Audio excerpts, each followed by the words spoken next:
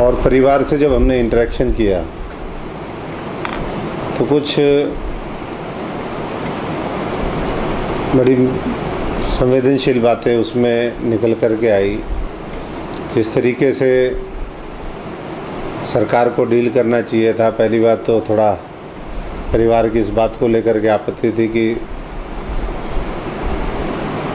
जो दर्द बांटने के लिए जिस तरीके से आना चाहिए सरकार के प्रतिनिधियों को, उस तरीके से मामला नहीं दिखा। और अगर कोई नीति बनती है, नीतियाँ बनती इसलिए हैं कि पिक एंड चूज़ ना हो कि आज एक व्यक्ति के लिए कुछ नया रूल बने, दूसरे के लिए कुछ नया रूल बने, तीसरे के लिए कुछ नया हो। ऐसा ना हो करके एक बार कोई रूल और नीति बन जाए तो फिर उसके हिसाब से उस पर अमल होना चाहिए। परिवार वाले कह रहे थे कि जो सेना की तरफ से जो मदद मिलनी थी, केंद्र सरकार की तरफ से जो मिलनी थी, वो तो है ही, लेकिन पीछे कुछ गांव में इसी बेल्ट में ही फरीदाबाद पार्लियामेंट में 1-2 और शहीद हुए थे, तो उनको गैस एजेंसी, पेट्रोल पंप उस तरीके की सहायता दी।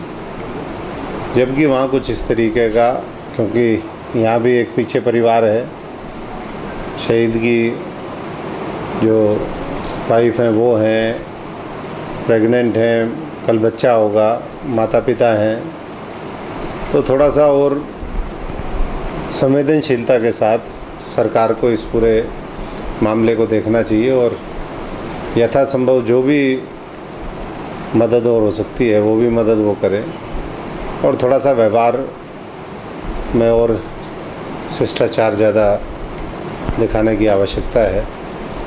दूसरा, दिल्ली के अंदर अगर कोई भी व्यक्ति शहीद होता है, हम तो अपने से ही उदाहरण उसका देंगे, कोई भी सैनिक शहीद होता है तो 1 करोड़ रुपए का मुआवजा दिल्ली की सरकार देती है। तो ये हमारी पहले भी मांग रही जब भी, क्योंकि शहीद बॉर्डर पर जिस तरीके के हालात हैं, जिस तरीके से देश के अंदर आतंकवाद है, इंसर्जेंसी है, कहीं ना कहीं घटनाएं होती रहती हैं। वैसे तो सरकार कहती थी हम इसको बिल्कुल ख़त्म कर देंगे, लेकिन लगता नहीं है। पहले से चाहे वो जम्मू कश्मीर का मामला हो, चाहे घटनाएं लगातार ज़्यादा बढ़ी हैं, और ऐसे में हरियाणा सरकार को भी पहल करते हुए कम से कम 1 करोड़ और ज़्यादा जितना भी वो मुआवजा घोषित कर सकते हैं वो करने का काम करें। पीछे हमारे खिलाड़ी देश में मेडल जीत के आए, बहुत अच्छी परफॉर्मेंस रही, अच्छी बात है, उनको देना चाहिए और ज़्यादा देना चाहिए, पैसा भी दे, उनको मदद भी दे, ज़्यादा से ज़्यादा और सुविधाएं होनी चाहिए स्पोर्ट्स पर्सन के लिए। और उसी तरीके से हम ये मांग करते हैं कि जो हमारे शहीद होते हैं सैनिक, उनके लिए भी और ज़्यादा सरकार को मदद करनी चाहिए। क्योंकि एक तरफ तो ये कहते हैं कि भाई फ्री रेवड़ियाँ बट रही हैं, दूसरी तरफ जो लोग हैं उनके प्रति वो नहीं दिखता, और जो महापूंजीपति दोस्त हैं उनके लाखों करोड़ के कर्जे माफ़ हो जाते हैं। तो एक तो ये महत्वपूर्ण मुद्दा है। दूसरा, शहर की अब अभी हालात देख कर के आ रहे हैं वहाँ पर फरीदाबाद के शहर के हालात बहुत दयनीय हैं। जगह जगह कूड़ा कचरा, रोड टूटे हुए, बीच में से कई रोडों से निकल कर के आए। आप भी उस रोड को इस्तेमाल करते होंगे। सैनिक कॉलोनी से अगर आप बल्लभगढ़ आए तो आज भी रोड टूटा पड़ा है, अंदर के इंटीरियर रोड टूटे पड़े हुए हैं। तो जो शहर का इंफ्रास्ट्रक्चर है वो बहुत पुअर कंडीशन में है। और ये यहाँ की बात नहीं है, पूरे प्रदेश में ही हम देख रहे हैं हालात वो बहुत अच्छे हालात नहीं हैं। और लगातार भ्रष्टाचार की भेंट जो है वो विकास कार्य चढ़ जाते हैं। तो ऐसे में अब आने वाले समय में चुनाव भी होंगे, कॉरपोरेशन के भी होंगे, जिला पंचायत जिला परिषद के भी होंगे, पंचायतों के भी होंगे। तो हमारी तो सरकार से यही है कि भाई थोड़ा सा गंभीरता बरतें और सुनिश्चित करें कि आने वाले समय में भ्रष्टाचार ख़त्म हो, महंगाई ख़त्म हो, बेरोज़गारी ख़त्म हो और देश जो कल अरविंद केजरीवाल जी ने कहा कि मेक इंडिया नंबर 1 मिशन, जिसकी उन्होंने कल शुरुआत करी है, तो मैं आज पलवल के साथियों को, फरीदाबाद के साथियों को, हरियाणा के साथियों को, तमाम साथियों से यह अनुरोध करने के ले आया हूँ, क्योंकि उन्होंने कहा कि इस मुहिम में कोई भी साथी जो इस देश को नंबर 1 बनाने का जज्बा रखता है वो हमारे साथ जुड़ सकता है। तो मैं सभी साथियों से आह्वान भी करूँगा कि मजबूती से इस मुहिम के साथ एक जो मिशनरी मोड में वो लेकर के आए हैं उसके साथ जुड़ कर के आने वाले समय में इस हरियाणा की तरक्की सुनिश्चित करें। और जो उन्होंने नारा दिया है कि ना परिवारवाद ना दोस्तवाद, हमें देखना है भारतवाद, तो भारत की बात करने के लिए, इस देश को आगे बढ़ाने के लिए 130 करोड़ लोगों के बारे में हमें सोचना पड़ेगा। बाकी तो आपके सवालों में बहुत सी बातें आ जाएंगी। मैं एक बार फिर सबका बहुत बहुत धन्यवाद करता हूँ। आप शॉर्ट नोटिस पे आए, क्योंकि यहाँ से हमें रेवाड़ी जाना था, तो हमने कहा कि आप साथियों से भी रूबरू हो लेंगे और कोई चर्चाएं भी हो जाएंगी। बहुत बहुत धन्यवाद। महेंद्र जी, आप कुछ कहना चाहते हैं फिर सवालों का?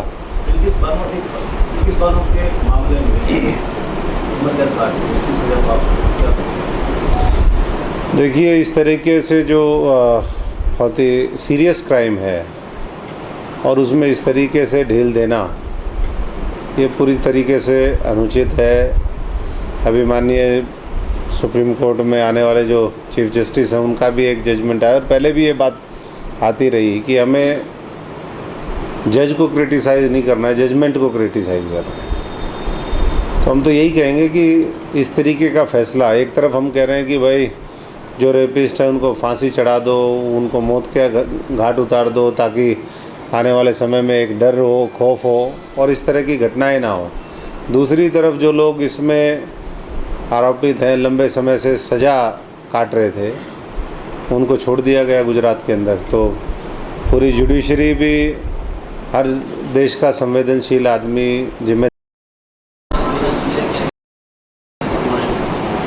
देखिए, इसमें देश का जो कानून कहता है, अगर कानून ये कहता है कि भाई इस तरीके के शरणार्थियों के लिए जगह होनी चाहिए तो उनको देनी चाहिए, और अगर नहीं कानून कहता तो फिर वो देश में ही क्यों है? मोदी सरकार को तो 8 साल हो गए। तो हम तो जो इसमें कानूनी पहलू है उसके साथ खड़े हैं। और आपका व्यक्तिगत विचार क्या रहेगा इसमें? नहीं, व्यक्तिगत विचार तो मेरा ये है कि भाई घुसपैठ होनी ही नहीं चाहिए, बॉर्डर से कोई आना ही नहीं चाहिए इलीगल। हम अगर बॉर्डर को अपने को सुरक्षित कर देंगे तो दिल्ली तक वो पहुँचे कैसे? किसने पहुँचाया उनको दिल्ली तक? और अगर वो पहुँच गए तो वापस वो डिपोर्ट क्यों नहीं हुए? अब ये उनके लिए आज घर बनाने की बात आएगी, कल उनके लिए कुछ और बनाने की बात आएगी। आज उधर से है, कल पाकिस्तान से बात आएगी, फिर किसी और देश से आएगी। तो बाकी कंट्रीज़ के अपने म्यूचुअल कुछ एग्रीमेंट होते हैं, कुछ उनकी संधियाँ होती हैं, उसके अनुरूप मैं समझता हूँ कि काम होना चाहिए। डॉक्टर साहब, मोदी जी कह रहे हैं कि रेंट्री कल्चर गलत है, देश के लिए ये बहुत ही बेकार है, तो आप क्या कहना चाहोगे इस पर? उधर केजरीवाल जी पर बात कर रहे हैं। देखिए, दो बहुत डिफरेंट चीज़ें हैं। एक तो चुनाव के अंदर सिर्फ प्रलोभित करने के लिए हो, और एक देश के सशक्तिकरण के लिए हो, देश के लोगों को न्याय देने के लिए हो, देश के लोगों की ताकत बढ़ाने के लिए हो। जो आम आदमी पार्टी करती है वो देश के लोगों की ताकत बढ़ाने के लिए करती है। अगर अच्छी शिक्षा हर व्यक्ति, हर घर, हर परिवार तक पहुंचती है, सस्ती चिकित्सा हर घर तक पहुंचती है, तो ये तो रेवड़ी नहीं है। रेवड़ी वो होती है कि चुनाव में आपने लालच दिया और चुनाव को प्रभावित करते ही बंद कर दिया। तो ये भारतीय जनता पार्टी की कल्चर है, ये आम आदमी पार्टी की कल्चर नहीं। आम आदमी पार्टी शिक्षा, स्वास्थ्य, रोजगार और देश को सबको साथ लेकर के आगे बढ़ना चाहती है, और उसी के माध्यम से ही हम देश को ताकतवर बना सकते हैं, नंबर 1 बना सकते हैं। अब हम देश का खजाना ही खाली करवा देंगे। इन्होंने तो अपने महापूंजीपति मित्रों को कहते हैं कि 10.5 लाख करोड़ रुपए उनके माफ़ कर दिए। अगर 10.5 लाख करोड़ रुपए ये उद्योग धंधों पे खर्चते, देश की इंफ्रास्ट्रक्चर को मजबूत करने के लिए खर्चते, देश में रोजगार सृजन करने के लिए खर्चते, तो देश बहुत तेज़ी के साथ आगे बढ़ता। इन्होंने तो जो कहा 2022 तक वो सारी चीज़ें यूँ की हुई हैं। 2022 से पहले के इनको लगा 2022 में 5 साल पहले बोलना शुरू कर दिया था 2022 मकान पक्के दे देंगे, ये कर देंगे, वो कर देंगे। आज भी इस हरियाणा के अंदर हज़ारों ऐसे लोग हैं, लाखों तो नहीं कह सकता, लेकिन मैं हज़ारों की गारंटी ले सकता हूँ। मैं बहुत जगह जाता भी हूँ, देखता भी हूँ। आज भी हज़ारों कच्चे मकान हैं, आज भी बहुत जगह बिजली नहीं पहुँची है, आज भी बहुत सी सड़कें कच्ची हैं। तो जब तक सड़कें, बिजली, शिक्षा ये गांव-गांव और घर तक, तब तक इस देश की तरक्की नहीं होगी। और वो मानव संसाधन को मजबूत करने का लक्ष्य आम आदमी पार्टी का है, और उसी के ऊपर हम सब लोग मिलकर के काम कर रहे हैं। और धीरे धीरे जो मॉडल दिल्ली से चला था वो और मैच्योर हो रहा है। अब ये यमुना का मामला है, दिल्ली गवर्नमेंट काम कर रही है कि आने वाले समय में दिल्ली हर तरीके से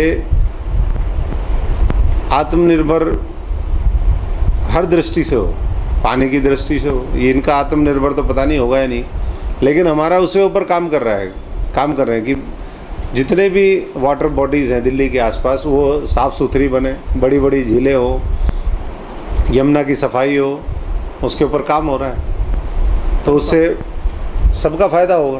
तो बिजली और पानी को फ्री करने को आप क्या कहेंगे? रेवड़ी कहेंगे या मदद कहेंगे? और देखिए, गरीब आदमी अगर उसको एक फिक्स सीमा में, जैसे दिल्ली के अंदर 300 यूनिट तक है, पंजाब में अभी 300 यूनिट का किया, तो मैं समझता हूँ कि अगर गरीब आदमी को वो राहत और मदद के तौर पे, क्योंकि उसके लिए तो जो व्यक्ति 10-12 हज़ार रुपये कमाता है, अगर उसके 2-3 हज़ार रुपये बच जाते हैं तो वो अपने बच्चों की शिक्षा के ऊपर खर्च करेगा, उनके न्यूट्रिशन पे खर्च करेगा, उनकी हेल्थ के ऊपर खर्च करेगा। तो ये रेवड़ी नहीं है। रेवड़ी उसको कहा जाएगा कि जो व्यक्ति संपन्न है लेकिन फिर भी जो है उसकी मदद की जा रही है। इसलिए रेवड़ी तो मोदी जी बांट रहे हैं, इसलिए हमारी रेवड़ी नहीं, हमारी तो लोगों को सशक्तिकरण, उनको मजबूत करने का एक लक्ष्य है। तो फिर आपकी पार्टी हरियाणा और आपके राजस्थान, उत्तर प्रदेश की सरकारों से मांग करेंगे कि इस तरह से बिजली और पानी फ्री होना चाहिए लोगों के लिए? हम तो ये कह रहे हैं हमारी सरकार बनवाओ सब जगह, हम खुद फ्री करेंगे, उनको हम क्यों करेंगे? और वो करेंगे तो हो सकता है थोड़े बहुत टाइम के लिए करें। हमने तो अभी दिल्ली में जब से सरकार बनी है तब से चल रही है। अगर वैसा होता तो 6 महीने में, साल भर में बंद करके वो करते, और वही अभी आम आदमी पार्टी यहाँ पर करके दिखा रही है। बाकी और विपक्ष तो ख़त्म हो चुका है, उनसे ज़्यादा वो उम्मीद भी नहीं रखनी चाहिए। जिस तरीके से राजस्थान की घटना घटी है, वो बच्चा इंद्र जिस तरीके से उसको मारा गया है, तो ये तो साफ दिख रहा है कि किस तरीके का आज आज़ादी के 75 वर्ष के बाद भी आज भी इस देश के अंदर कैसी व्यवस्था है। अगर बच्चा पानी पीने घड़े के अंदर से पानी लेकर के और उसको इस तरीके से मार दिया जाता है, तो मैं समझता हूँ कि बहुत ही दुर्भाग्यपूर्ण है ये लोकतंत्र के लिए। बात तो साबित हुई नहीं है ना, अब जितनी भी रिपोर्ट्स आई हैं विपक्ष के लोग भी गए हैं और दूसरे उन्होंने, देखिए दोनों बातें आ रही हैं, बाकी तो अभी आएगा, लेकिन फिर भी बच्चा तो मर गया ना, बच्चा मर गया। और कहीं ना कहीं वो जातिवाद की जो मानसिकता है उसी की भेंट चढ़ा है वो बच्चा, और इसीलिए पूरे उसमें अगर ऐसा नहीं होता तो जो सत्ता दल के विधायक हैं और लोग हैं उन्होंने रिज़ाइन भी किया, उन्होंने टिप्पणी भी करी है। बिहार में नीतीश कुमार ने बीजेपी का साथ छोड़ दिया, आरजेडी और कांग्रेस के साथ सरकार बनाई। कहा जा रहा है कि 2024 में विपक्षी पार्टियां एकजुट होंगी। क्या आम आदमी पार्टी भी इस विपक्षी एकता में शामिल होगी तीसरे विपक्षी पार्टियों के साथ? देखिए, हर प्रदेश की अलग राजनीति होती है, वहाँ की एक अलग राजनीति थी। भारतीय जनता पार्टी को वहाँ बहुत बढ़िया तरीके से सबक सिखाने का उन्होंने काम किया है, क्योंकि अभी तक तो ये तोड़ रहे थे सब जगह। एक अच्छा झटका वो दिया है। जहाँ तक विपक्षी एकजुटता का सवाल है, जो लाइक माइंडेड लोग होंगे, मैं समझता हूँ कि लाइक माइंडेड पार्टियाँ हैं, जिनकी सोच ठीक है, ईमानदार जिनका नेतृत्व है, अच्छा काम करना चाहता है देश के लिए, उनके लिए हमेशा दरवाजे खुले हैं। लेकिन हरियाणा का जहाँ तक सवाल है, मेरे को लगता नहीं कि कोई ऐसा ईमानदार है जो आम आदमी के साथ चल सकता है। बेईमानों की सरकार है, बेईमान सत्ता में, बेईमान विपक्ष में, दिल से बेईमान, दिमाग से बेईमान।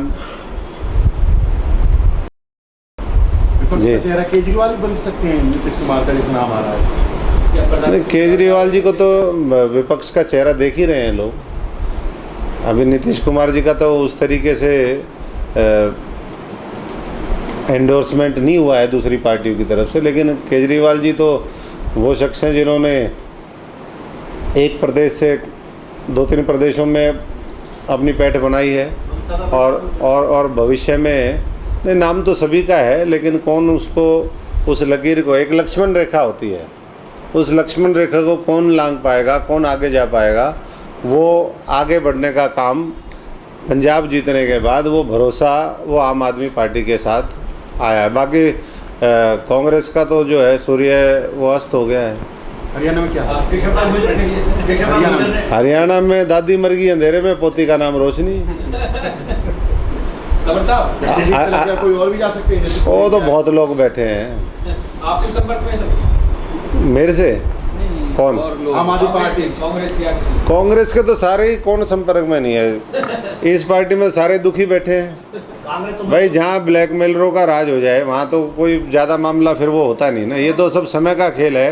कांग्रेस बीजेपी के सारे अच्छे लोग जो है वो आम आदमी पार्टी में होंगे। उनके वोटर सपोर्टर वो तो ऑलरेडी संपर्क में भी हैं, और बहुत लोग आ चुके हैं और बहुत लोग आएंगे।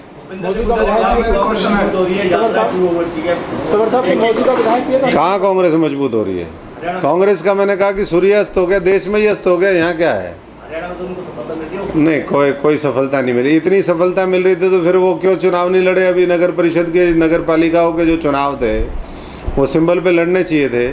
अभी सफलता मिले तो थी उनको।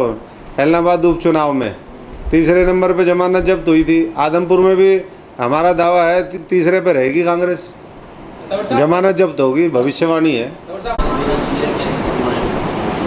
देखिए, इसमें देश का जो कानून कहता है, अगर कानून ये कहता है कि भाई इस तरीके के शरणार्थियों के लिए जगह होनी चाहिए तो उनको देनी चाहिए, और अगर नहीं कानून कहता तो फिर वो देश में ही क्यों है? मोदी सरकार को तो 8 साल हो गए। तो हम तो जो इसमें कानूनी पहलू है उसके साथ खड़े हैं। और आपका व्यक्तिगत विचार क्या रहेगा इसमें?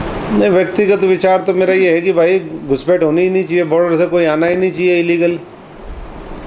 हम अगर बॉर्डर को अपने को सुरक्षित कर देंगे तो दिल्ली तक वो पहुँचे कैसे? किसने पहुँचाया उनको दिल्ली तक? और अगर वो पहुँच गए तो वापस वो डिपोर्ट क्यों नहीं हुए? अब ये उनके लिए आज घर बनाने की बात आएगी, कल उनके लिए कुछ और बनाने की बात आएगी। आज उधर से है, कल पाकिस्तान से बात आएगी, फिर किसी और देश से आएगी। तो बाकी कंट्रीज़ के अपने म्यूचुअल कुछ एग्रीमेंट होते हैं, कुछ उनकी संधियाँ होती हैं, उसके अनुरूप मैं समझता हूँ कि काम होना चाहिए। तंवर साहब, मोदी जी कह रहे हैं कि रेड कल्चर गलत है, इसके लिए ये बहुत ही बेकार है, तो आप क्या कहना चाहोगे इस पर? उधर केजरीवाल जी पर बात कर रहे हैं। देखिए, दो बहुत डिफरेंट चीज़ें हैं। एक तो चुनाव के अंदर सिर्फ प्रलोभित करने के लिए हो, और एक देश के सशक्तिकरण के लिए हो, देश के लोगों को न्याय देने के लिए हो, देश के लोगों की ताकत बढ़ाने के लिए हो। जो आम आदमी पार्टी करती है वो देश के लोगों की ताकत बढ़ाने के लिए करती है। अगर अच्छी शिक्षा हर व्यक्ति, हर घर, हर परिवार तक पहुंचती है, सस्ती चिकित्सा हर घर तक पहुंचती है, तो ये तो रेवड़ी नहीं है। रेवड़ी वो होती है कि चुनाव में आपने लालच दिया और चुनाव को प्रभावित करते ही बंद कर दिया।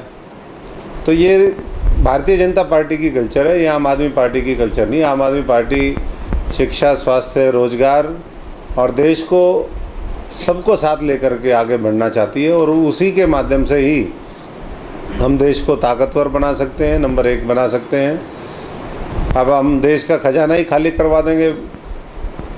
इन्होंने तो अपने महापूंजीपति मित्रों को कहते हैं कि 10.5 लाख करोड़ रुपए उनके माफ़ कर दिए। अगर 10.5 लाख करोड़ रुपए ये उद्योग धंधों पे खर्चते, देश की इंफ्रास्ट्रक्चर को मजबूत करने के लिए